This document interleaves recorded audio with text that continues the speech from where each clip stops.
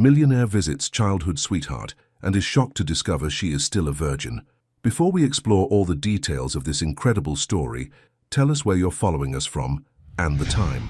Subscribe to the channel so you don't miss a thing, and let's embark on this journey together. She shouldn't have called him, but she did. The rain drummed against the hospital window, like fingers tapping out an anxious rhythm. Jonathan Hale stood motionless in the sterile hallway, his Armani suit a stark contrast to the worn linoleum beneath his Italian leather shoes. At 36, he commanded boardrooms and moved millions with a single phone call, but right now, he felt like a lost child. His phone buzzed. Another urgent message from his assistant about the Tokyo deal. He silenced it without looking. "Mr. Hale?" A nurse with kind eyes approached him. "Your mother is asking for you." Jonathan straightened his shoulders, the gesture automatic after years of projecting strength he didn't always feel. His mother lay small and fragile against the white sheets, her once vibrant auburn hair now silver threads against the pillow. When she saw him, her face lit up with that same smile that had sent him off to his first day of school 30 years ago. "Jonathan." Her voice was barely a whisper. "You came." "Of course I came, Mum." He pulled a chair close to her bedside, his throat tight. "You know I'd drop everything for you." She reached for his hand with fingers that felt like paper. "I need to ask you something, and I need you to say yes." Jonathan's chest clenched. He'd built an empire on calculated risks, but nothing had prepared him for this moment. "Anything. I want to go home. To Millbrook. I want to see the old house one more time. Walk through the garden where you used to play." Her eyes searched his face. "Will you take me there?"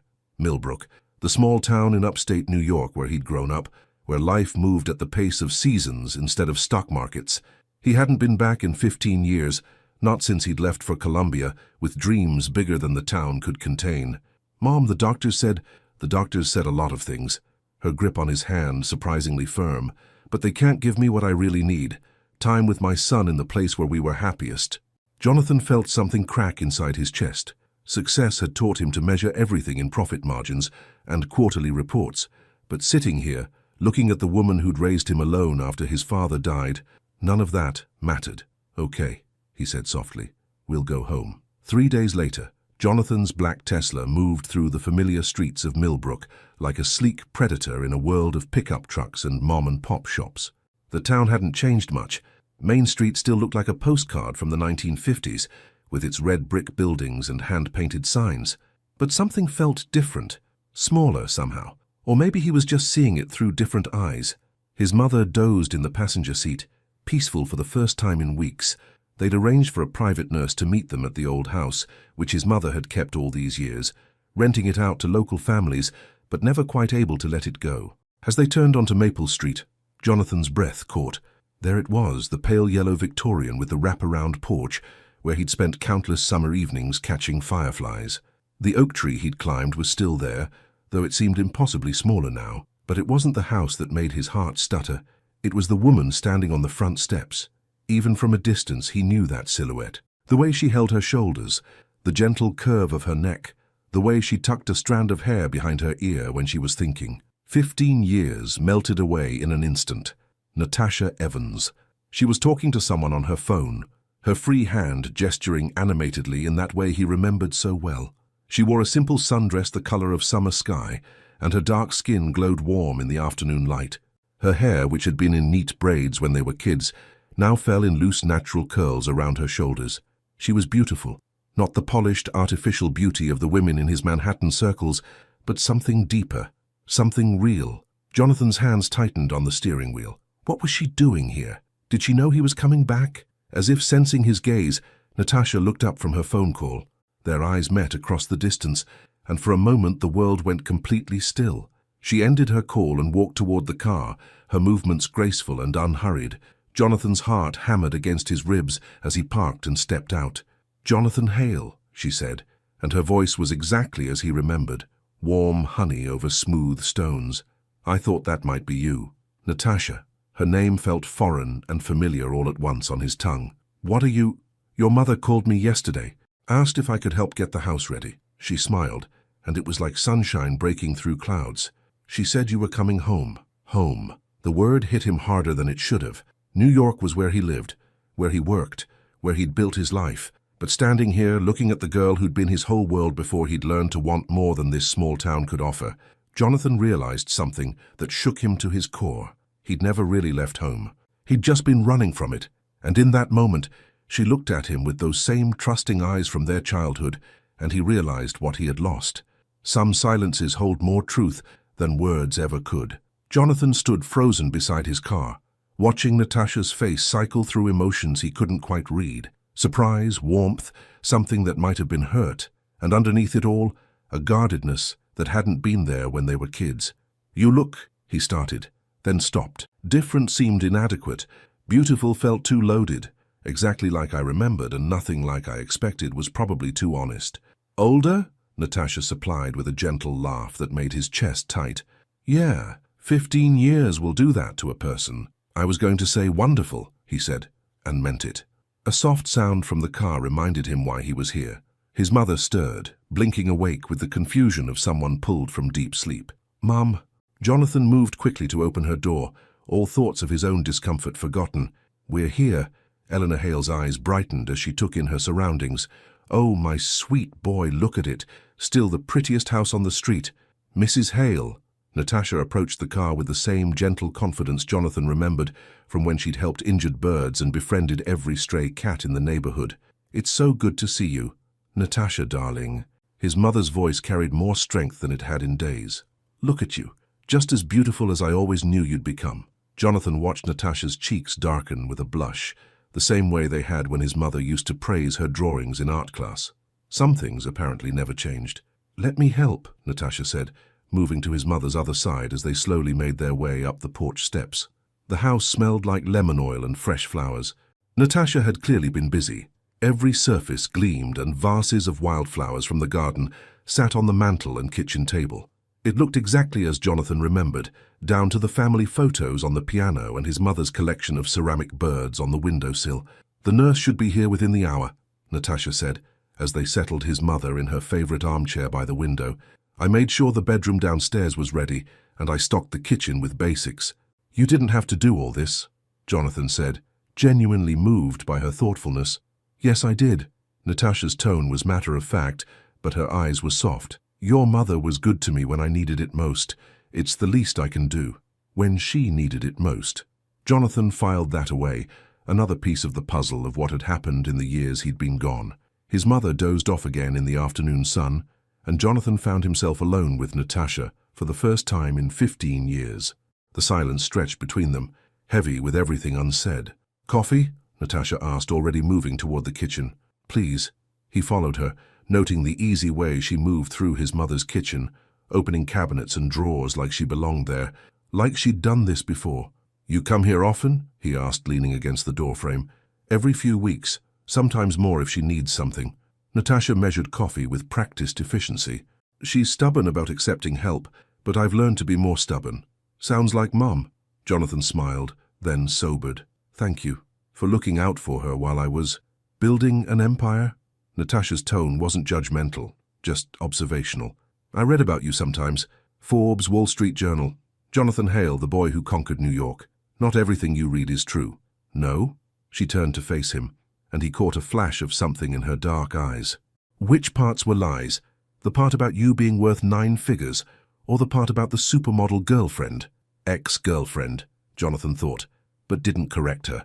Veronica had been a mistake, beautiful, accomplished, and completely wrong for him in every way that mattered. Their relationship had been more about appearances than actual connection, which was probably why it had lasted as long as it did. They'd looked good together in photos, and neither of them had wanted anything deeper. "Both, actually," he said instead. "The money's real, but it's not worth as much as people think, and there's no girlfriend. Not anymore."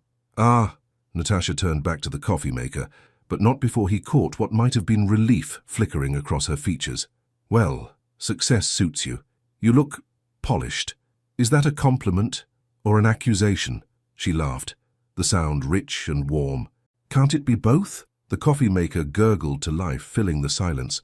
Jonathan studied her profile, the elegant line of her neck, the way her lashes cast shadows on her cheeks, the small scar on her chin from when she'd fallen off her bike, racing him down Miller's Hill. "What about you?" he asked. "Are you happy?" It was a loaded question. and they both knew it. Natasha considered it seriously, the way she'd always considered his questions when they were kids. "Most days," she said finally. "I teach second grade at Millbrook Elementary. I have a little house on Elm Street with a garden that actually grows things. I coach the girls' soccer team on weekends." She paused. "It's a good life, but nothing." Her tone was firm. "Not everything needs a but, Jonathan. Some of us learn to be content with what we have." The words stung more than they should have. Content. Not happy, not fulfilled. Content. Like settling was an achievement. "I didn't mean, I know what you meant." Natasha poured 2 cups of coffee, added cream to both from memory. "You meant, is this enough for someone who used to dream of seeing the world?" She handed him a mug, their fingers brushing for just a moment. The contact sent electricity shooting up his arm, and from the way her breath caught, she felt it too. "Dreams change," she continued, stepping back to a safer distance. "Sometimes what you thought you wanted turns out to be less important than what you already have." Jonathan wanted to ask what had changed her dreams, wanted to know about the years he'd missed, the experiences that had shaped her into this woman who seemed so grounded, so sure of herself. But something in her posture told him those stories weren't his to claim anymore. The front door opened, and voices filled the hallway.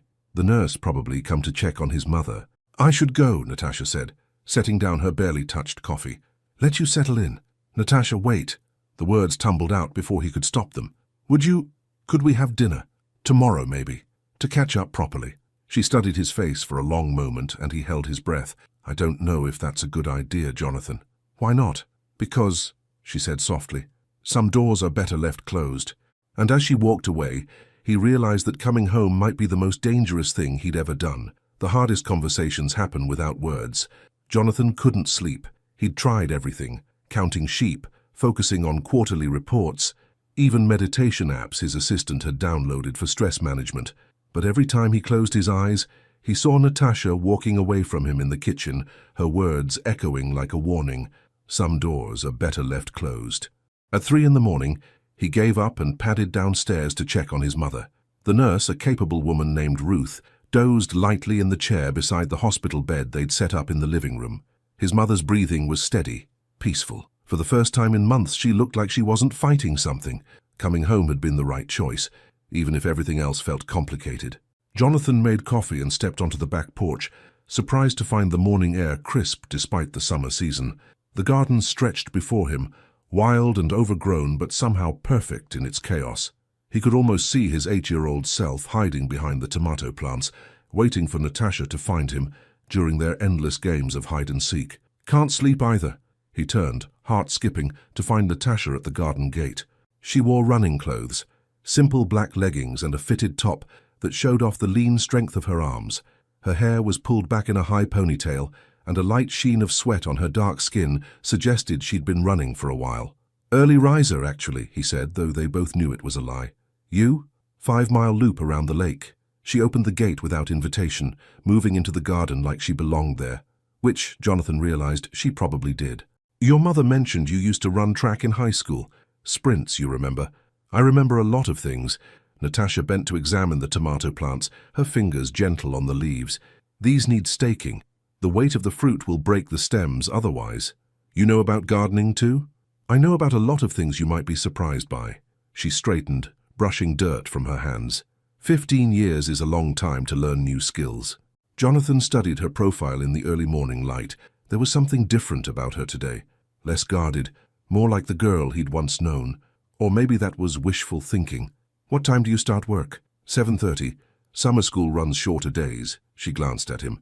"What about you? Don't you have an empire to run?" "I'm taking some time off." Jonathan hailed taking time off. Natasha raised an eyebrow. "That definitely wasn't in any of the articles I read. Maybe you don't know me as well as you think. Maybe not." She was quiet for a moment, then, "Your mother told me about the panic attacks." Jonathan went very still. "She told you what?" "Last month, when I brought her groceries. She was worried about you." Natasha's voice was gentle, non-judgmental. "She said you'd been pushing too hard, that success was eating you alive from the inside. She had no right to. She's your mother. She loves you." Natasha turned to face him fully. "And she's scared she's going to lose you the same way she lost your father." The words hit like a physical blow. Jonathan's father had died of a heart attack at 42, stressed and overworked, chasing the American dream until it killed him. Jonathan had been 17, angry and determined never to be that vulnerable again. "I'm not my father." "Aren't you?" Natasha's dark eyes searched his face. "When's the last time you took a real vacation? When's the last time you did something just because it made you happy?" Jonathan wanted to argue, but the words stuck in his throat. He couldn't remember the last time he'd done anything for pure joy. Everything in his life served a purpose. Networking, deal-making, empire-building. "That's different. I have responsibilities." So did he. Natasha's voice was quiet, but firm. "Your father worked himself to death trying to provide for you and your mother, and now you're doing the exact same thing, just with bigger numbers. I'm trying to build something lasting, something secure. For who?" The question hung in the air between them. "You don't have a wife, kids. Your mother has everything she needs. So who are you really doing this for, Jonathan?" He didn't have an answer. Or rather, he had an answer he didn't want to examine too closely. "Why do you care?" he asked instead. Natasha was quiet for so long he thought she might not answer. When she finally spoke, her voice was barely above a whisper. "Because I remember who you used to be, before you decided that being enough wasn't enough." She moved closer and he caught the scent of her skin, something warm and clean, like sunshine and vanilla. "You used to laugh, Jonathan. Really laugh. You used to lie in the grass and point out shapes in clouds. You used to believe that being happy was more important than being important. We were kids. Kids don't understand how the world really works. Don't they?" Natasha reached out, her fingers brushing his arm so lightly he might have imagined it. Or maybe adults just forget what really matters. The touch sent fire through his veins. Jonathan looked down at her hand on his arm, at the contrast of her dark skin against the white of his t-shirt, and felt something crack open inside his chest. "Natasha, I should go." She pulled her hand back abruptly, as if she just realized what she was doing. "I need to shower before work. Have dinner with me tonight." "Jonathan—" "Not a date," he said quickly, though his heart hammered against his ribs. "Just friends catching up. I'll cook. Nothing fancy." She studied his face, and he held his breath, waiting. "You remember how to cook? Some things you don't forget." He smiled, the first real smile he'd felt in months. "My mother's spaghetti recipe. You always said it was better than any restaurant." That was a long time ago. "The recipe hasn't changed." Another long pause. Then, softly, "What time? 7? 7?" She turned toward the gate, then looked back. "But Jonathan?" "Yeah? Don't read more into this than there is. I'm not the girl who used to wait by the window for you to come home anymore." And as she walked away, he wondered if that girl was exactly who he'd been looking for all along. Some memories taste exactly like home. Jonathan had forgotten how therapeutic cooking could be. He stood in his mother's kitchen at 6:30, sleeves rolled up, hands working through the familiar motions of making her famous spaghetti sauce. The onions sizzled in olive oil, filling the air with warmth, while garlic and herbs waited patiently on the cutting board. For the first time in years, his mind wasn't racing through deal points or market projections. There was only this moment, this simple act of creating something with his hands. His mother watched from her wheelchair by the kitchen island, her eyes bright with a contentment he hadn't seen since before her illness. "You're adding too much oregano," she said with a smile that took any sting out of the words. "It's been a while," Jonathan admitted, laughing as he put half the herbs back. "Think I remember why I stopped cooking for myself? Because you got too important for simple pleasures." Eleanor's tone was gentle but knowing. Jonathan paused, wooden spoon halfway to his mouth for a taste. "Something like that. She's special, you know." "Natasha," his mother's voice carried the weight of years. "She's been like a daughter to me since you left. Visits every week, brings groceries when I'm stubborn about accepting help, listens to me ramble about the garden. Mom, I'm not meddling, sweetheart. I'm just saying that some people are worth coming home for." Eleanor reached over and squeezed his arm. "And some people are worth staying home for." Before Jonathan could respond, the doorbell rang. His heart jumped to his throat. "I'll get it," Ruth called from the living room, but Jonathan was already wiping his hands on a dish towel. "No, I've got it." He opened the door and forgot how to breathe. Natasha stood on the porch in a simple sundress, the color of deep emerald, her hair falling in loose waves around her shoulders. She'd applied just enough makeup to enhance her natural beauty without hiding it, and when she smiled, he felt something fundamental shift in his chest. "You clean up nice," she said, taking in his dark jeans and button-down shirt. "So do you." The words came out rougher than he'd intended. "You look Different from my running clothes, she supplied with a laugh. Beautiful, he finished and watched her cheeks flush. Thank you. She held up a bottle of wine. I brought this. It's from that little vineyard outside town. I wasn't sure what went with spaghetti, but it's perfect. Jonathan stepped aside to let her in, catching a hint of her perfume as she passed. Something light and floral that made him think of summer evenings and promises whispered in the dark. Mrs. Hale. Natasha's face lit up as she spotted his mother in the kitchen. Oh, darling, you look lovely. Eleanor's eyes misted slightly. Doesn't she look lovely, Jonathan? She does, he agreed, his voice soft. Dinner was easy in a way Jonathan had forgotten meals could be. They sat at the small table in the breakfast nook, candles flickering between them, talking about everything and nothing. Natasha told stories about her students, 8-year-old Marcus who insisted dinosaurs still existed somewhere, little Riley who wrote love letters to her pet hamster, the twins who spoke their own secret language during math class. You love them, Jonathan observed, watching the way her whole face transformed when she talked about the children. They're honest in a way adults forget how to be, Natasha said, twirling spaghetti around her fork. When Marcus tells me my dress is pretty, he means it. When Riley says she's scared about her parents fighting, she trusts me to help. There's no agenda, no politics, just truth. That must be refreshing. It is. She looked at him curiously. Do you miss that? Simplicity. Jonathan considered the question while taking a sip of wine. In his world, every conversation served a purpose. Every lunch was a negotiation, every dinner a potential deal. When was the last time someone had spoken to him without wanting something?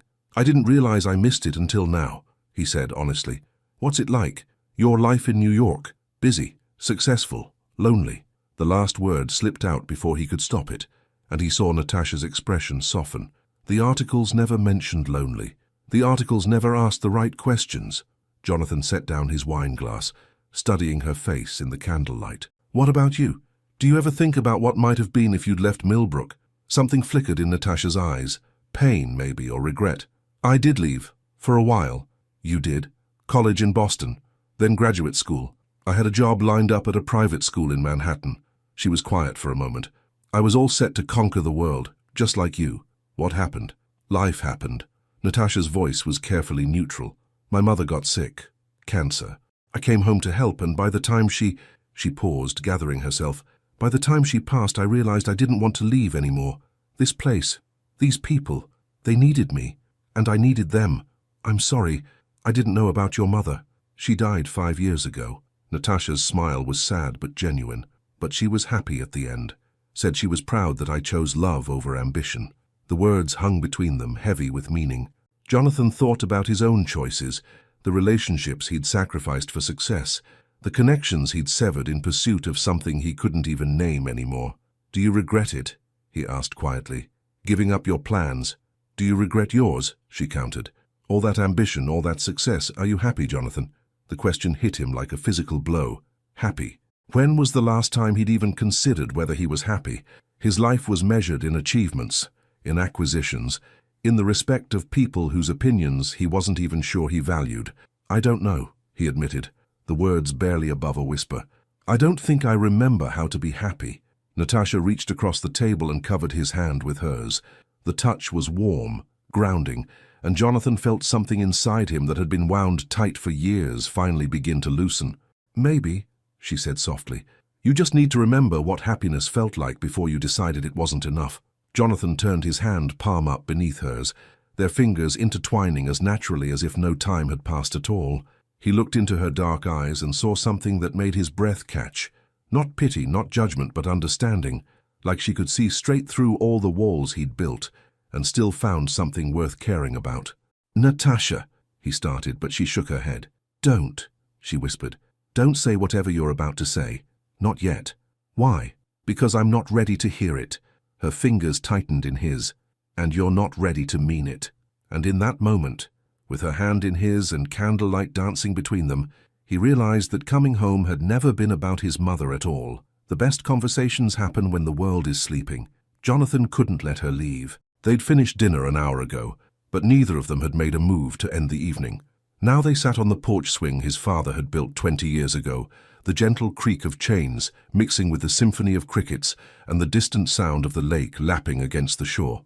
Natasha had kicked off her sandals, tucking her legs beneath her, and Jonathan found himself mesmerized by the way the moonlight played across her skin. She'd always been beautiful, even as a gangly 12-year-old with scraped knees and grass-stained clothes. But this woman beside him was something beyond beautiful. She was luminous, grounded, achingly real in a way that made his chest tight. "Do you remember the summer before senior year?" she asked, her voice soft in the darkness. Jonathan's throat constricted. Of course he remembered. How could he forget the summer that had changed everything between them? "The night of the meteor shower," he said. "We stayed up until 3 in the morning, lying on that old blanket in your backyard." Natasha's smile was visible even in the dim light. "You kept making wishes on every single star that fell. You said it was scientifically impossible to wish on that many meteors. You told me science was for people who didn't believe in magic." She turned to face him fully. "What did you wish for that night, Jonathan?" The question hung in the air between them, loaded with 15 years of history. He remembered that night with perfect clarity, 17 years old, lying beside his best friend, who had somehow become the most important person in his world, watching the universe put on a show just for them. He'd wished for time to stop, for college applications to disappear, for a way to stay in this moment forever, with Natasha's hand in his and her laughter floating up toward the stars. Instead, he'd gotten a full scholarship to Columbia, and the beginning of the end of everything that mattered. "I wished for you," he said quietly, the truth finally escaping after all these years. Natasha went very still. "Jonathan, not just that night. Every night for months before I left." He turned to face her, his heart hammering against his ribs. "I was 17 and terrified and completely in love with my best friend, and I didn't know how to tell her." "You never said anything. How could I? You had your whole future planned out. College, graduate school, that job in Manhattan you'd been dreaming about since we were 14. Jonathan ran a hand through his hair, frustrated by his own teenage cowardice. "I was afraid if I told you how I felt, I'd mess everything up, that you'd have to choose between me and your dreams. So you made the choice for me." There was no accusation in her voice, just quiet understanding that somehow hurt worse than anger would have. "I thought I was protecting you. From what? From me. From settling for small-town life when you were meant for so much more." Jonathan laughed bitterly. "Ironic, isn't it? I left to become someone worthy of you, and lost you in the process." Natasha was quiet for so long, he thought she might not respond. When she finally spoke, her voice was barely above a whisper. "You want to know what I wished for that night?" Jonathan nodded, not trusting his voice. "I wished you would kiss me." She met his eyes directly. "I'd been waiting for you to see me as more than just your friend for months. That night lying there under all those falling stars, I thought maybe, why didn't you say anything?" "Because I was 17 and terrified and completely in love with my best friend." She echoed his words back to him with a sad smile. "And because 2 weeks later you told me about Columbia and how excited you were to start fresh somewhere new. The way you said it, it was like you couldn't wait to leave everything here behind." "Not everything," Jonathan said fiercely. "Never you. But you did leave me behind. You went to college and met new people, had new experiences. I got maybe 3 phone calls that first semester. Then a Christmas card, then nothing." Natasha's voice remained steady, but he could hear the old hurt underneath. "You moved on. I never moved on." The words came out rougher than he'd intended. "I told myself I had, convinced myself that what we had was just childhood nostalgia. But I never stopped thinking about you, Natasha. Every major decision I made, every relationship I tried to build, you were always there in the back of my mind, the standard I measured everything against." "Jonathan, don't." "Don't what? Tell you the truth?" He shifted closer, close enough to catch the scent of her perfume, to see the way her pulse fluttered in her throat. "I spent 15 years trying to become someone impressive enough to deserve you, only to realize that the person you loved was the boy I used to be." "Was," Natasha said softly. "Past tense." The words hit him like a physical blow. "And now?" She studied his face in the moonlight, her expression unreadable. "Now I see glimpses of him sometimes, in the way you laugh at my stories about the kids, in how gentle you are with your mother, in the way you looked when you were cooking tonight like you'd remembered something you'd lost." "He's still here," Jonathan said urgently. "That boy, the one who believed in magic and made wishes on falling stars, he's still here, Natasha. Buried under years of ambition and fear, maybe, but still here. I know." She reached up and touched his cheek, her palm warm against his skin. "But I'm not the same girl who waited by her window for you to come home from college that first Thanksgiving. I'm not the same girl who cried herself to sleep when you stopped calling. I know you're not. Jonathan covered her hand with his, holding it against his face. You're stronger now, more beautiful, more yourself than you've ever been, and I'm still completely in love with you. The confession hung in the air between them, raw and honest and terrifying. Natasha's breath caught, her eyes wide in the moonlight. You can't just come back here and say things like that, she whispered. Why not? Because you're going to leave again. Her voice broke slightly. Because this is just a visit for you, a nostalgic trip down memory lane before you go back to your real life, and I can't go through that again, Jonathan. I won't. What if I stayed? The question surprised him as much as it did her. He hadn't planned to say it, hadn't even consciously thought it until the words left his mouth, but as soon as they were spoken, he knew they were true. What? What if I stayed? Here, in Millbrook. What if I sold the company and came home for good? Natasha pulled her hand away from his face, her expression shifting from surprise to something that looked almost like panic. You don't mean that. I do. And he did. Sitting here with her, feeling more like himself than he had in years, the idea of going back to Manhattan felt impossible. I could work remotely, or start something new. Small scale, sustainable. The kind of life that doesn't require sacrificing everything that matters. Jonathan, you're not thinking clearly. I'm thinking clearly for the first time in 15 years. He reached for her hands, but she pulled them away. Natasha, listen to me. No. She stood abruptly, pacing to the porch railing.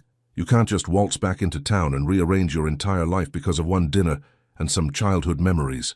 This isn't about childhood memories, isn't it? She turned to face him, and he could see tears glittering in her eyes. You're running from something, Jonathan. I can see it in your eyes, hear it in your voice.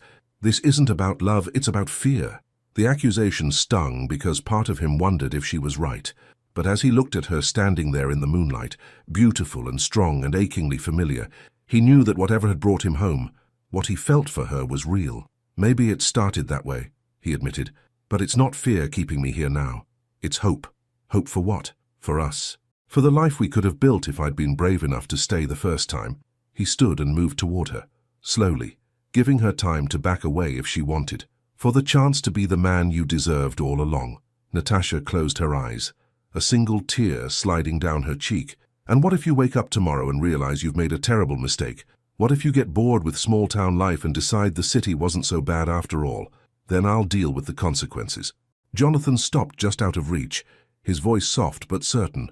But I won't spend another 15 years wondering what might have been. And in that moment, with tears on her cheeks and moonlight in her hair, he realized that some chances only come once in a lifetime. Some scars run so deep they change the shape of your soul. Natasha didn't come home with him that night. She'd stood there on the porch for another hour, talking in circles about practicality and consequences, and all the reasons why his sudden declaration was impossible. But Jonathan had seen the way her hands trembled when he'd spoken about staying, had caught the flash of longing in her eyes before she'd hidden it behind logic. When she finally left, she'd paused at the garden gate and looked back at him with an expression that made his chest ache. Don't make me any more promises you can't keep, she'd whispered. Then she was gone, leaving him alone with the weight of everything he'd said and the terrifying possibility that he'd meant every word. Now, 3 days later, Jonathan found himself walking the familiar path to Elm Street without conscious thought. His mother was napping, tended by Ruth, and the silence of the house had become unbearable. He needed to see Natasha, needed to understand why she was so afraid of letting him back in. Her house was a small craftsman cottage, painted pale yellow with white trim, surrounded by the most gorgeous garden he'd ever seen.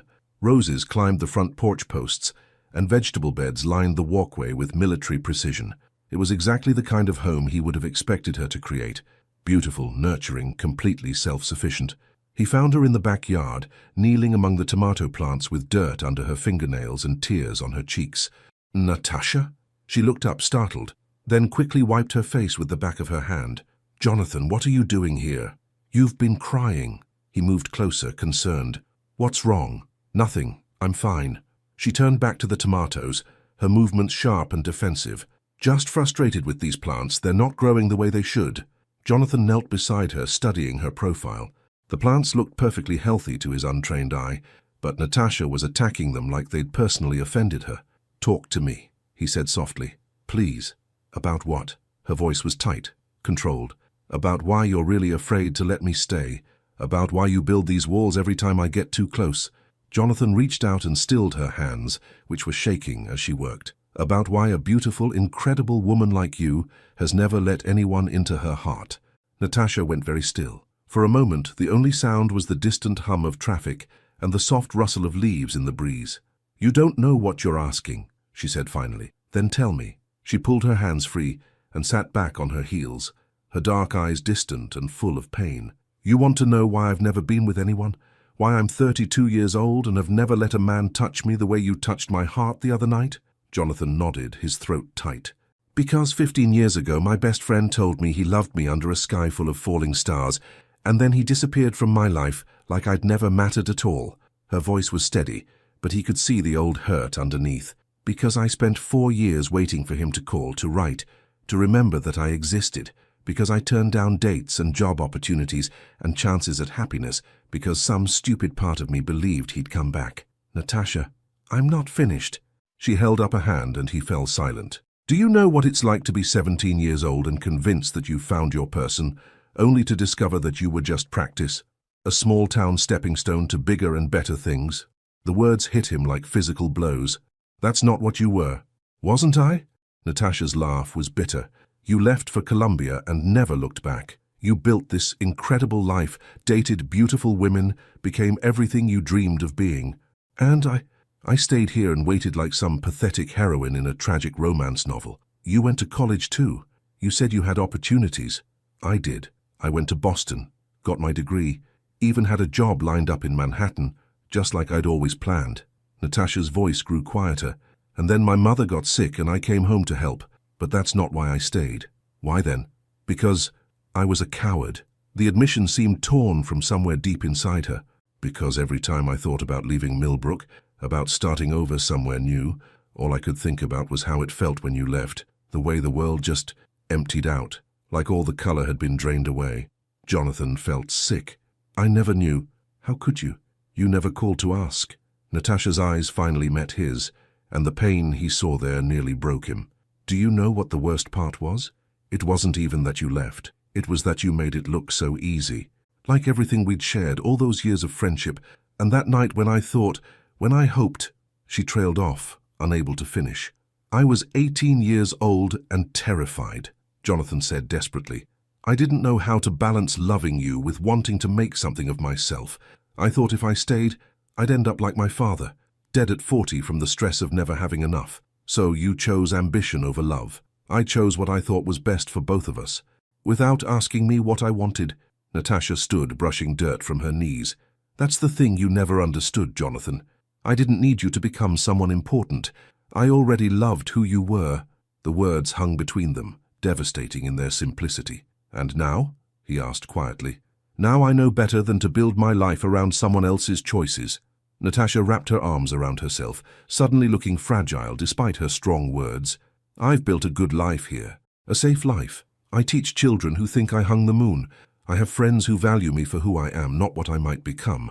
I have this house, this garden, routines that don't depend on anyone else's whims. It sounds lonely. Lonely is better than heartbroken. Her voice broke slightly on the words. I learned that lesson once, I won't learn it again. Jonathan stood, every instinct screaming at him to reach for her, to pull her into his arms, and promise that this time would be different. But something in her posture told him that touching her right now would be exactly the wrong thing to do. What if I could prove that this time is different? He asked instead. How? I don't know yet. But Natasha, he waited until she looked at him. I'm not the same boy who left you behind, and what I feel for you now isn't some nostalgic fantasy. It's real, and it's deeper than anything I felt at 18. Words are easy, Jonathan. You've always been good with words. Then let me show you with actions. Give me a chance to prove that I'm not going anywhere. Natasha studied his face for a long moment, and he could see her warring with herself, hope battling against years of carefully constructed defenses. I can't, she whispered finally. I'm sorry, but I can't take that risk again. Not with you. And in that moment, looking at the woman who had shaped his heart when they were both too young to understand love's true weight, he realized that some walls are built not to keep people out, but to keep broken hearts from shattering completely. Sometimes the hardest person to forgive is yourself. Jonathan sat in his rental car outside Natasha's house for 20 minutes after she'd gone inside, her words echoing in his head like a judgment he couldn't escape. I already loved who you were. The boy she'd loved had been reckless with precious things. He'd taken her heart, the most generous, trusting heart he'd ever known, and abandoned it without a backward glance. 18 years old and convinced he was protecting them both, when all he'd really been protecting was his own fear of not being enough. Now, 15 years later, he finally understood the true cost of that choice. When he finally drove home, he found his mother reading in her chair by the window, the afternoon light making her silver hair glow like a halo. "How did it go?" she asked without looking up from her book. "She told me why she's never been with anyone." Jonathan sank into the chair across from her, feeling suddenly ancient. "It's because of me, because of how I left." Eleanor closed her book and studied his face. "And how does that make you feel?" "Like the worst kind of coward." Jonathan leaned forward, elbows on his knees. "I thought I was being noble, Mum. I thought I was setting her free to have the life she deserved. And instead I taught her that love means abandonment, that caring about someone means they'll eventually leave." His voice cracked. "She's been alone for 15 years because of me." "Jonathan," his mother's voice was gentle but firm, "you were 18 years old. Children make mistakes, even when they're trying to do the right thing. This wasn't just a mistake. This was devastating for both of us." Jonathan ran his hands through his hair, frustrated by his own past stupidity. "How do I fix something like this? How do I prove to her that I'm not the same selfish boy who broke her heart?" "You can start by not making this about you." Jonathan looked up, startled by the sharpness in her tone. "What? This guilt you're wallowing in, it's still selfish, sweetheart. You're so focused on how terrible you feel about what you did that you're missing the point entirely." Eleanor leaned forward. "Natasha doesn't need your guilt. She needs your consistency."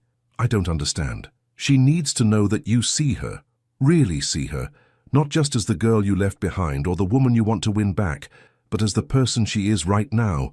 She needs to know that you value what she's built, what she's become." His mother's eyes were wise and kind. "And most importantly, she needs to know that you're not going to disappear the moment things get difficult or complicated." Jonathan was quiet for a long moment, processing her words. "So, what do I do?" "You stay. Not because you want to prove something, but because you genuinely want to be part of this community, part of her world. You show up consistently and without expectation." Eleanor smiled. "And you be patient, even when it feels impossible." The next morning, Jonathan woke with a sense of purpose he hadn't felt in years. He drove to Millbrook Elementary just as the early summer session was ending, parking across the street where he could see the playground without being obvious about it. At 11:30, children began streaming out of the building, their voices high and excited, as they ran toward waiting parents and caregivers. And there was Natasha, standing in the doorway with a group of second graders clustered around her legs, all talking at once. She wore a simple blue sundress and comfortable sandals, her hair pulled back in a ponytail that made her look hardly older than her students. But it was the way she listened to each child with complete attention, the way she knelt down to their eye level and treated their concerns with genuine respect, that made Jonathan's chest tight with something deeper than attraction.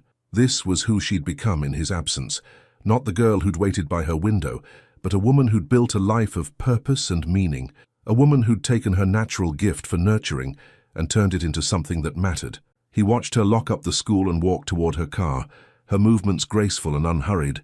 When she spotted him across the street, she stopped, her expression unreadable. Jonathan got out of his car and approached slowly, hands visible and non-threatening. "I'm not here to argue or make more confessions," he said when he was close enough to speak normally. "I just wanted to ask you something." "What?" Her voice was guarded but not hostile. "What do you need for your classroom? Supplies, books, equipment, whatever would make your job easier or help your kids learn better." Natasha blinked, clearly not expecting the question. "What?" "I want to help. Not because I'm trying to buy your forgiveness or prove anything about my feelings, but because I can see how much you care about those kids, and if there's something I can do to support that work, I'd like to." "Jonathan, I can't accept." "Please." He held up a hand. "Let me be clear about what this is and what it isn't. This isn't a grand romantic gesture. This isn't me trying to insert myself into your life. This is me wanting to contribute something positive to a community that shaped who I am, to support work that matters." He paused. "And yes, it's also me wanting to understand the woman you've become by seeing the world through your eyes." Natasha studied his face for a long moment. "You really want to know what my classroom needs?" "I really do." "Books?" she said finally. Good books that represent all kinds of families, all kinds of kids. The school's library budget gets cut every year, and half my students don't have books at home. What else? Art supplies, musical instruments, a classroom garden where we can teach science through growing things. Her voice grew stronger as she warmed to the topic. Field trip money so we can take the kids to museums and theaters and places they'd never get to see otherwise. Jonathan found himself smiling at her passion. That sounds amazing. It's expensive. The district doesn't have funding for extras like that. But I do. Natasha's expression shifted, becoming wary again. I told you I can't accept. What if it wasn't a gift? What if it was a foundation? Jonathan's mind was racing, ideas clicking into place. A community foundation that supports education and enrichment programs for local kids. Completely transparent, with a board of local residents making decisions about how funds get allocated. You'd do that? I'd love to do that. I've been looking for meaningful ways to use my resources, and this feels right. He meant it. For the first time in years, he could see a path towards something that mattered beyond profit margins. Would you consider being on the board, helping design programs that actually serve the kids who need them most? Natasha was quiet for so long, he thought she might refuse. When she finally spoke, her voice was soft with something that might have been hope. You'd really stay? Even if nothing ever happens between us romantically? You'd build a life here just because it's the right thing to do? Yes, Jonathan said without hesitation. Natasha, I spent 15 years building an empire that ultimately meant nothing because it was built on the foundation of running away from what mattered most. If I can spend the next 15 years building something that actually helps people, something that honors what this place gave me, he shrugged, that feels like a pretty good use of a life. What about your company? I can run it remotely, or sell it, or find partners who share the vision of business as a force for good. Jonathan smiled. Turns out being successful doesn't have to mean being absent. The board would want to meet with you, Natasha said carefully. Ask questions. Make sure this isn't some kind of publicity stunt. I'd expect nothing less. And there would have to be clear boundaries. Professional boundaries. Of course. Natasha nodded slowly. Okay, let me talk to Principal Hendricks and some of the other teachers. If they're interested, maybe we could set up a meeting. Thank you. Jonathan felt something loosen in his chest. For giving me the chance to do something worthwhile with my life. Don't thank me yet. You haven't met the school board. Natasha's smile was small, but genuine. They're going to eat you alive. Good, Jonathan said and meant it. I've been too comfortable for too long. As she drove away, Jonathan stood on the sidewalk outside the elementary school and felt something he hadn't experienced since he was a child. The satisfaction of doing something simply because it was right. And for the first time in 15 years, he began to believe that maybe, just maybe, he was becoming someone worthy of the boy he used to be. Love isn't found in grand gestures. It's built in quiet moments. 3 weeks had passed since Natasha's confession in the garden, and Jonathan was learning that earning forgiveness was harder than making money had ever been. He'd started small, bringing his mother fresh flowers from the farmer's market every Tuesday, the same day Natasha always stopped by for their weekly visit. Not to see Natasha, he told himself, just to make his mother smile. But when he heard Natasha's familiar laugh drifting from the kitchen one Tuesday afternoon, he found his feet carrying him there before his mind could object. "Oh, honey, you should have seen his face," his mother was saying, her eyes bright with mischief. 3 grown men in expensive suits, and none of them could figure out how to work the coffee machine. Sounds about right, Natasha replied, and Jonathan could hear the smile in her voice. Remember when we were kids and he couldn't figure out how to use the can opener? I was 9, Jonathan said from the doorway, unable to stop himself from joining the conversation. Both women turned toward him, and he felt his breath catch. Natasha wore a simple green blouse that brought out the warmth in her dark skin, and her hair was loose around her shoulders. She looked beautiful and completely at ease in his mother's kitchen, like she belonged there. And now you're 36 and probably have assistants to open cans for you, Natasha teased, but there was no malice in it. Actually, I've been learning to cook again. Jonathan leaned against the doorframe, not wanting to intrude but reluctant to leave. Made dinner for Mom 3 nights this week, and only burned it twice, Eleanor added with obvious pride. Improvement, Natasha acknowledged, and something in her expression softened. What did you make? Last night was grilled chicken with vegetables. Tonight I'm attempting pasta from scratch. Jonathan felt suddenly nervous, like a teenager asking someone to prom. There'll probably be leftovers if you wanted to stay. The invitation hung in the air between them. Natasha glanced at his mother, who was trying very hard to look innocent. I should probably head home, Natasha said carefully. I have papers to grade. Of course. Jonathan tried to hide his disappointment. Maybe another time. But as she gathered her purse and kissed Eleanor goodbye, Natasha paused at the kitchen door. Jonathan? Yeah? Next Tuesday, when you bring the flowers, maybe you could pick up some of those strawberries your mum likes, the ones from the Johnson farm stand. It was a small thing, barely even a request, but the way she said it, like she was trusting him with something precious, made his chest tight. I can do that. Good. Her smile was small but genuine. She's been craving them for weeks, but they're expensive and she's too proud to ask for them herself. After she left, Jonathan sat with his mother in comfortable silence, watching the sun set over the garden. She still cares about you, Eleanor said quietly. I know. Jonathan's voice was rough. That's what makes this so hard. I can see her wanting to trust me, but fighting against it every step of the way. Can you blame her? No. That's what makes it worse. He leaned back in his chair. How do I prove I've changed without pushing too hard? How do I show her I'm not going anywhere without making promises she can't believe yet? You do exactly what you've been doing, sweetheart. You show up, consistently, without expectation. Eleanor reached over and patted his hand. Love isn't a destination, Jonathan. It's a practice. The next Tuesday, Jonathan arrived at the farmer's market early, determined to find the best strawberries money could buy. He wandered through the stalls, sampling peaches and admiring tomatoes, until he found the Johnson stand. Those are beautiful, he told Mrs. Johnson, pointing to a flat of perfect red berries. Best of the season, she agreed, then studied his face more closely. You're Eleanor Hale's boy, aren't you? Heard you were back in town. Yes, ma'am. How's your mama doing? Haven't seen her at church lately. Jonathan felt a pang of guilt. His mother had always been active in the community, but her illness had kept her home more often than not. She's struggling some days, but she's tough. Mrs. Johnson nodded knowingly. Tell her I've been praying for her. And you take care of her, you hear? That woman raised you right, even without a man around to help. I will. As Jonathan drove home with strawberries and flowers in the passenger seat, Mrs. Johnson's words echoed in his mind. His mother had raised him right, but somewhere along the way, he'd forgotten the lessons she'd taught him about what really mattered. He found Natasha's car in the driveway when he arrived home, which shouldn't have made his heart race the way it did. She and his mother were sitting on the front porch, sharing a pitcher of iced tea and talking in low voices. Perfect timing, Eleanor called out as he approached with his purchases. Look what Jonathan brought. Natasha's face lit up when she saw the strawberries. Oh, they're gorgeous. Mrs. Johnson always has the best fruit. She asked about you, Mum. Said she's been praying for you. That sweet woman.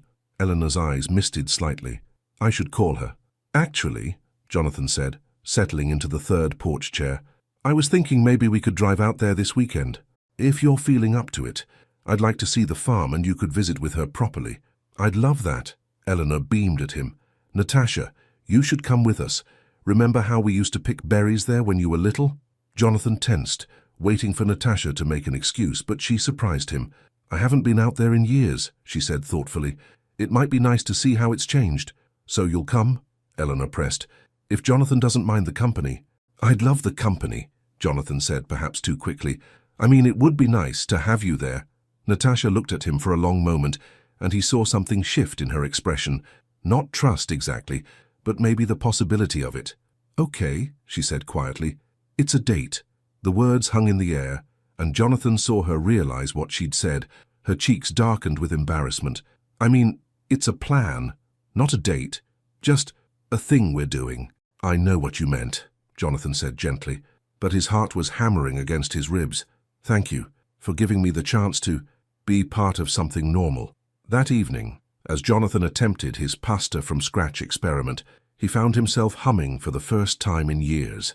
The noodles were slightly overcooked, and the sauce could have used more salt, but when his mother praised his effort and saved some for Natasha to try tomorrow, he felt like he'd accomplished something meaningful. His phone buzzed with a text from his assistant about the quarterly board meeting he was supposed to attend via video call Thursday morning. For a split second, Jonathan felt the familiar pull of obligation, the weight of expectations and responsibilities that had driven his life for so long. Then he thought about strawberries and farmers' markets, and the way Natasha's face had softened when she'd accidentally called their weekend trip a date.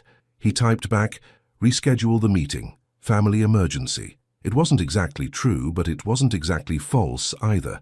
His real family, the people who actually mattered, needed him here. And for the first time in 15 years, that felt like the most important job in the world. And as he watched the sun set over the garden his father had planted 30 years ago, he realized that coming home wasn't about the place. It was about remembering who he was when he wasn't trying to be anyone else. Sometimes the sweetest moments come from the simplest pleasures.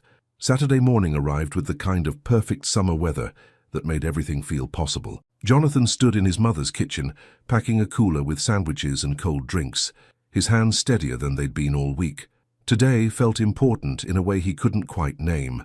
"You're nervous," Eleanor observed from her wheelchair, watching him fuss over the lunch preparations.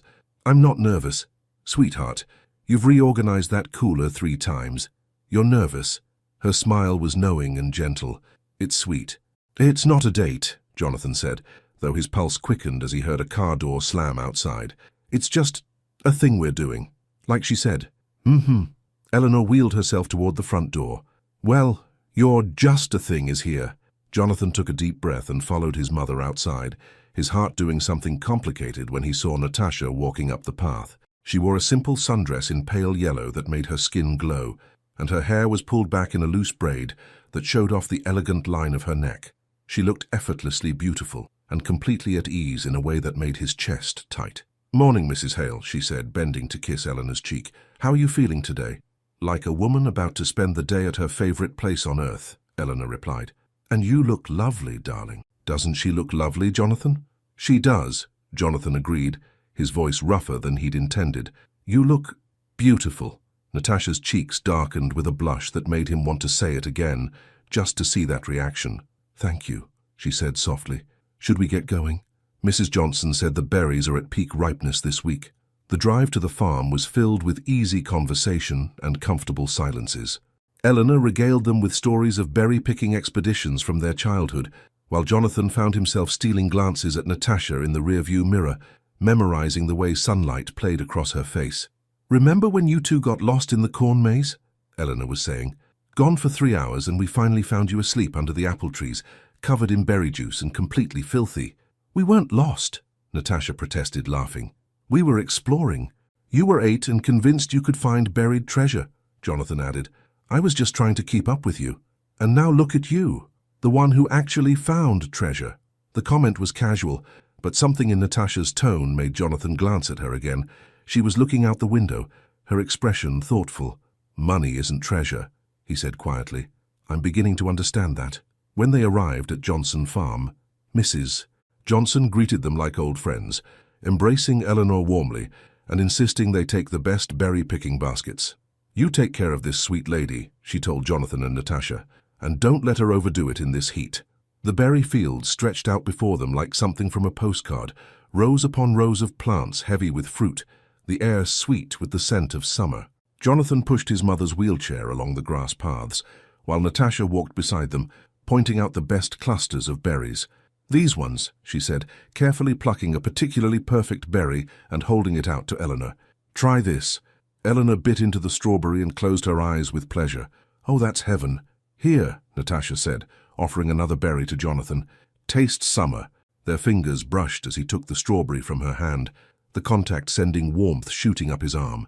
The berry was perfect, sweet and tart, and bursting with flavor that tasted like childhood and possibility. "It's incredible," he said, not taking his eyes off her face. "Thank you." They spent the morning wandering the fields, filling baskets and sharing stories, and laughing at Eleanor's determination to pick berries, despite being confined to her wheelchair. Jonathan found himself relaxing in a way he hadn't in years, the constant tension in his shoulders melting away as he watched Natasha help his mother reach the perfect berries. "You're good with her," he said, during a quiet moment when Eleanor was dozing in her chair under the shade of an oak tree. "I love her," Natasha said simply. "She was like a second mother to me when I needed one most." "When your mother was sick?" "Before that, actually, when my parents were going through their divorce." Natasha's voice grew soft with memory. "I was 14 and angry at the world, and your mother would let me come over after school and just exist. No questions, no judgment, Just hot chocolate and a safe place to be. Jonathan felt something twist in his chest. I never knew about the divorce. It happened right after you left for college. Dad moved to California. Mom stayed here with me. Natasha picked at the grass beside Eleanor's wheelchair. Your mother helped me understand that sometimes people love each other, but still can't make it work. Is that what you think about us? The question slipped out before he could stop it. That we love each other, but can't make it work. Natasha looked at him for a long moment, her dark eyes serious. I think love isn't always enough. I think sometimes timing matters more than feelings. And what about now? Is the timing better now? I don't know, she admitted. I want to believe it is. But I'm scared, Jonathan. I'm scared of trusting you and having you decide that this life isn't exciting enough. I'm scared of falling for you again and watching you walk away when something shinier comes along. Jonathan moved closer, close enough to catch the scent of her perfume mixed with strawberries and sunshine. What if I told you that nothing shinier exists? That I spent 15 years chasing something I thought I wanted, only to realize that everything I actually need has been right here all along? I'd say you're good with words. You always were. Then let me show you instead of telling you. Jonathan reached for her hand, and when she didn't pull away, he felt hope bloom in his chest. Let me prove that I'm not going anywhere. Not this time. How? However you need me to. For as long as it takes. Natasha's breath caught, and for a moment they just looked at each other, the weight of 15 years and all their unspoken feelings hanging between them. Natasha, he started, but she shook her head. Don't, she whispered. Don't say anything else right now. Just let me enjoy this moment without thinking about what comes next. So they sat in comfortable silence, hands intertwined, watching Eleanor sleep peacefully in the shade while the summer breeze carried the scent of berries and the distant sound of children laughing in the farm's play area. When Eleanor woke, they made their way back to the farm stand, where Mrs. Johnson insisted on giving them extra berries and a jar of her homemade jam. You come back anytime, she told Eleanor. And you two, she looked pointedly at Jonathan and Natasha, you take care of each other. On the drive home, Eleanor dozed again in the back seat, tired but happy from their adventure. Jonathan found himself driving slower than necessary, reluctant to end the day. Thank you, Natasha said suddenly, for including me, for letting me be part of this. Thank you for coming. It wouldn't have been the same without you. Your mother was so happy today. I haven't seen her smile that much in months. She loves you, Jonathan said. She always has, and I love her. Natasha paused, then added quietly, I've missed this, being part of a family. The words hit Jonathan like a revelation.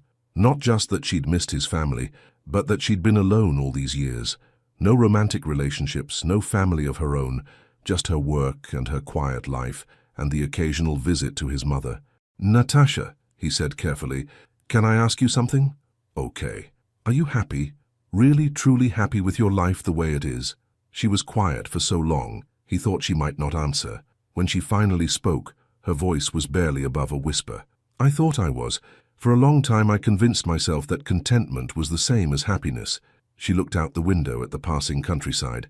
But being with you these past few weeks, I remember what it feels like to want something more, and that terrifies me. Why? Because wanting things means risking disappointment, and I'm not sure I'm brave enough to risk that again. What if you didn't have to be brave alone? Jonathan asked. What if we could be brave together? When they pulled into the driveway at home, Natasha helped him get Eleanor settled for a nap, then lingered in the kitchen while he put away the berries. I should go, she said, but she made no move toward the door. Should you? Jonathan set down the basket and turned to face her. Or do you want to stay for dinner? I'm making that pasta again, and I promise it'll be better than last time. Natasha smiled, the first completely unguarded smile he'd seen from her since he'd been back. Okay, she said, but I'm helping this time. No more burning the sauce. As they worked side by side in his mother's kitchen, chopping vegetables and arguing about seasoning, Jonathan felt something settle in his chest that he hadn't even realized was missing. This was what he'd been searching for in every boardroom and every success. Not the achievement, not the recognition, but the simple pleasure of sharing ordinary moments with someone who mattered. And as Natasha laughed at something he said, her face bright with joy in the golden afternoon light, he realized that the best treasures aren't found, they're chosen every single day. Some truths can only be whispered in the dark. The storm came without warning. Jonathan and Natasha had been cooking together for an hour, their conversation flowing as easily as the wine they'd opened to go with dinner. Eleanor was napping peacefully upstairs, and the kitchen felt warm and intimate, filled with the scent of garlic and herbs and the quiet contentment of two people who had finally stopped pretending they didn't want to be exactly where they were. Then the first flash of lightning split the sky, followed by a crack of thunder so loud it shook the windows. "Oh no," Natasha said, moving to peer out the kitchen window as the first fat raindrops began to fall. "I should get home before this gets worse." "You could wait it out," Jonathan suggested, trying to keep his voice casual. "These summer storms usually pass quickly." But even as he spoke, the rain intensified, turning from drops to sheets of water that hammered against the glass. Another flash of lightning illuminated the yard, and thunder rolled overhead like a freight train. "I don't think this one's passing any time soon," Natasha said, hugging herself as she watched the storm rage outside. Jonathan moved to stand beside her, close enough to feel the warmth radiating from her skin. "Stay," he said quietly. "Please. The guest room is always made up, and I don't want you driving in this." Natasha looked at him, and he saw something shift in her expression. Fear, maybe, but not of the storm. "Jonathan, just to be safe," he added quickly. "Nothing more than that." She nodded slowly. "Okay, just until it passes." But the storm didn't pass. If anything, it intensified as the evening wore on, with winds that howled around the house and rain that came down in torrents. They ate dinner by candlelight when the power flickered and died, their conversation quieter now, more intimate in the dancing shadows. "I should check on Mom," Jonathan said when they'd finished eating, but when he went upstairs, he found Eleanor sleeping peacefully, despite the chaos outside. "She's fine," he reported when he came back down, sleeping like a baby. "She always could sleep through anything," Natasha said with a fond smile. "Remember that thunderstorm when we were 10? She slept through the whole thing while we huddled under blankets in the living room, convinced the house was going to blow away." "You were terrified," Jonathan remembered, settling back into his chair across from her, "but you kept telling me not to be scared." "I was trying to convince myself as much as you." Natasha's smile turned wistful. "I always felt braver when I was taking care of someone else. Is that why you became a teacher?" "Partly." She traced the rim of her wineglass with one finger. "I love children. Their honesty, their resilience, the way they see magic in ordinary things." She paused. "I used to think I'd have kids of my own someday." "Used to? Hard to have kids when you've never—" She trailed off, her cheeks darkening with embarrassment. "Natasha," Jonathan said gently, "can I ask you something?" She nodded, not meeting his eyes. "Is it really just because of me? The reason you've never been with anyone?" The question hung in the air between them, loaded with 15 years of unspoken truth. Natasha was quiet for so long he thought she might not answer. "Not just because of you," she said finally, her voice barely above a whisper. "Because of what you taught me love could be." Jonathan's breath caught. "What do you mean?" "When we were 17, lying under those stars, I thought I knew what love was. Sweet and innocent and safe." Natasha finally looked at him, her dark eyes reflecting the candlelight. "But the way you looked at me that night, the way you made me feel like I was the most precious thing in the world, I realized I didn't know anything at all." Thunder crashed overhead, but neither of them flinched. "And then you left," she continued, "and I spent months feeling like I'd been broken in half. Every boy who asked me out, every man who showed interest, they all felt like pale imitations of what I'd felt with you." "Natasha, I kept waiting," she whispered, tears gathering in her eyes. "First for you to come back, then for someone to make me feel that way again. And eventually I realized that what we had was once in a lifetime, and I'd already had my chance." "So, you just gave up on love entirely?" "I gave up on settling for less than what I knew love could be." A tear slipped down her cheek, even if it meant being alone forever. Jonathan felt something crack open in his chest, a pain so deep it took his breath away. "God, Natasha, I'm so sorry. I never meant for—" "I know." She wiped her eyes with the back of her hand. "You were 18 and scared and trying to do the right thing. But Jonathan, do you have any idea what it's like to be 32 years old and have never been touched? To lie awake at night, wondering if you'll die, never knowing what it feels like to be wanted by someone who loves you?" The rawness in her voice broke something fundamental inside him. Jonathan stood abruptly, moving around the table to kneel beside her chair. "Look at me," he said urgently. "Please look at me." When she raised her tear-stained face to his, he cupped her cheeks gently in his hands. "You are wanted," he said fiercely. "You are so wanted it takes my breath away. You are beautiful and brilliant and generous and the strongest person I've ever known. Any man would be lucky to have you look at him the way you're looking at me right now. But no one else matters, Natasha whispered. That's the problem. It's always been you, Jonathan. Only you. The confession hung between them like a bridge neither of them was sure they were brave enough to cross. Outside, lightning flashed again, illuminating their faces in stark black and white. Natasha, Jonathan said carefully, what are you saying? I'm saying I've waited 32 years for the right person to touch me, to love me, to be my first everything. Her voice shook, but her eyes never left his. And I'm tired of waiting for you to realize that person has always been you. Jonathan's world tilted on its axis. I want you to see me, she whispered. Really see me.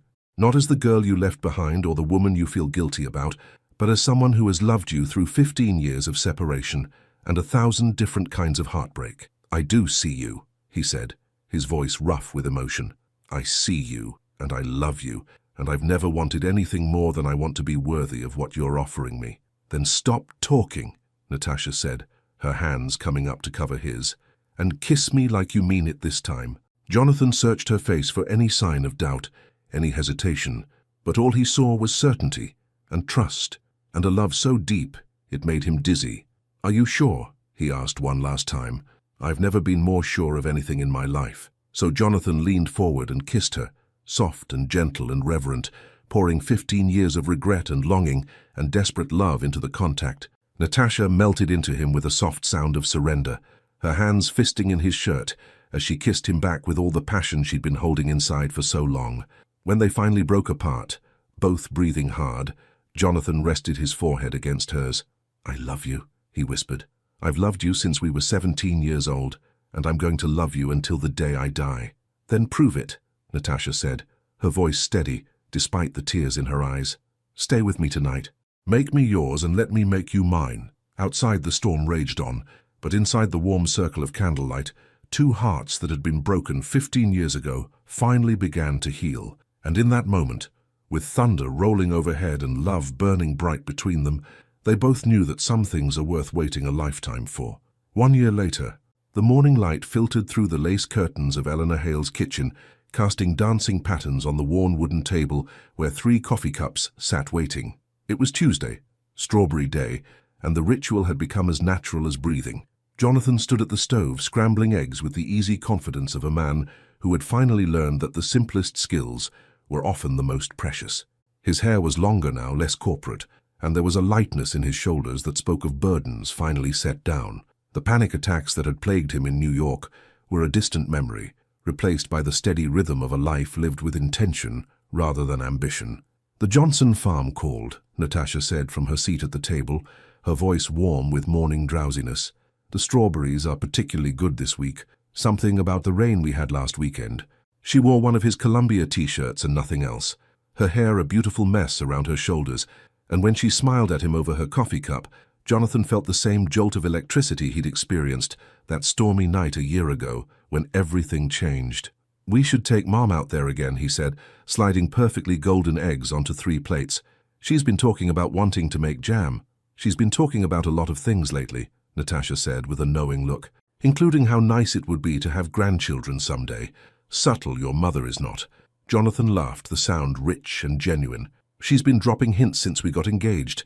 I think she's planning to start leaving baby magazines around the house. Let her, Natasha said, holding up her left hand to catch the light streaming through the window. The engagement ring, his grandmother's ring, simple and perfect and full of history, sparkled on her finger like captured starlight. I don't mind. For the first time in my life, those dreams feel possible. The sound of Eleanor's wheelchair in the hallway interrupted their quiet moment, but neither of them minded. Eleanor had been a part of their love story from the beginning, and her presence in their morning routine felt like grace. Good morning, you two, Eleanor said as Jonathan helped her into her usual spot at the table. Don't you both look disgustingly happy this morning? Every morning, Natasha corrected, leaning over to kiss Eleanor's cheek. I wake up happy every morning now. Good, Eleanor said with satisfaction. It's about time. They ate breakfast in comfortable conversation, discussing Eleanor's doctor's appointment later that week and the new children's garden Natasha was planning for the school. The conversation was ordinary, domestic, wonderfully boring. in the way that real life was when you were with the right people. After Eleanor settled in the living room with her morning talk shows, Jonathan and Natasha walked hand in hand through the garden that had become their sanctuary. The vegetables were thriving under their joint care, and the flower beds that Eleanor had planted decades ago bloomed with renewed vigor. "I got a call yesterday," Jonathan said, as they paused beside the tomato plants that were heavy with summer fruit, "from Richard Morrison at the company." Natasha tensed slightly. Morrison was the CEO who had taken over Jonathan's daily operations when he'd stepped back to focus on strategic oversight from Millbrook. What did he want? "To congratulate me.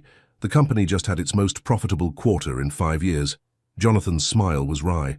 Turns out removing the paranoid, controlling micromanager from daily operations was good for business. Who knew? And how does that make you feel? It was a question Natasha asked often, gently encouraging him to sit with his emotions rather than pushing them aside in favor of action. Therapy, another suggestion from his wise fiancée, had taught him the value of honest introspection. "Proud," he said after consideration, "and relieved.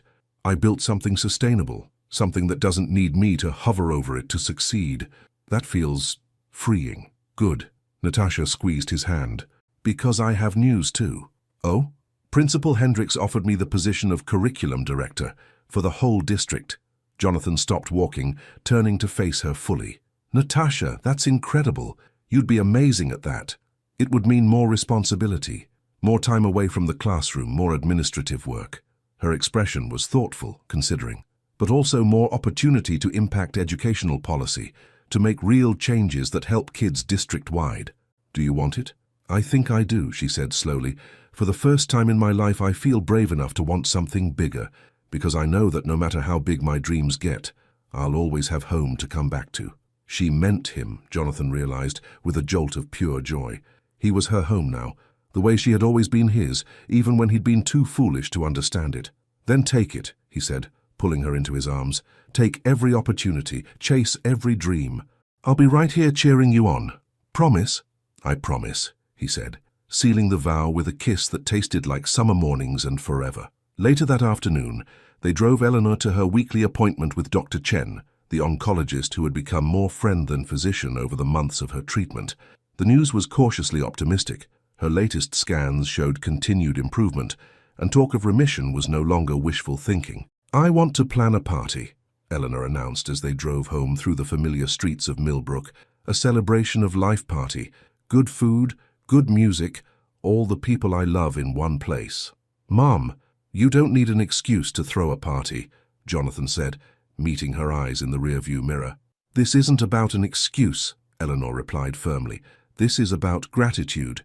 A year ago, I thought I was dying alone, with my son a stranger, living a life I didn't recognize. Now look at us. I have my boy back. I have a daughter who loves me, and maybe, if I'm very lucky, I'll live to see grandchildren who climb the same trees their father climbed." Natasha reached back to squeeze Eleanor's hand. "You'll see grandchildren," she said with quiet certainty. "Jonathan and I want a whole house full of children. We want chaos and laughter and little feet running through that garden. We want to give them the childhood we had," Jonathan added, "the kind where love is abundant and dreams feel possible." That evening, as sunset painted the sky in shades of rose and gold, Jonathan and Natasha sat on the front porch swing, watching fireflies begin to dance in the gathering dusk.